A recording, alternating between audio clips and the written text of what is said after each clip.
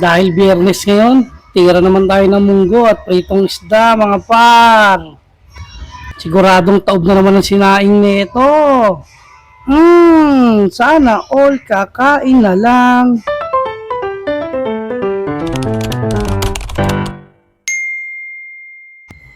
Ito nga lang pala ang mga gagamitin ko para sa pagluluto ng munggo at pritong isda. Sa pagluluto ko nga pala nito, iuunahin ko yung baboy. Lulutuin ko siya sa sarili niyang mantika hanggang sa matusta. Nung natusta ko nga yung baboy, ay isa-isa ko na itong hinahango.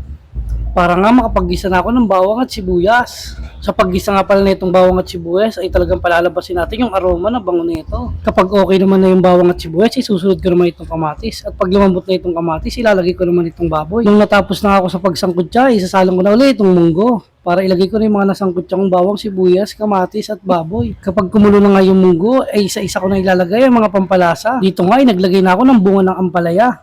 At medyo kumulo na, nagsunod na rin ako ng dahon ng ampalaya. Hinalo-halo ko nga lang pala ng maayos hanggang sa alam kong maluto na lahat. At nung naluto na nga lahat, nilagay ko na rin itong chicharon. At nung okay na nga ang lahat, ito na nga pala yung itsura niya. Grabe, nakakatakam.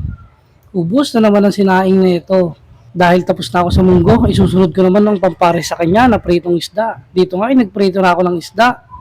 Kasi nga naman, hindi kumpleto ang munggo pag walang partner na pritong isda. Yun ang magpapasarap dyan. Dito nga ay natapos na ako magprito. Kaya naman, let's plating na. Grabe. Sobrang sarap. Tikiman time. Sana all kakain na lang.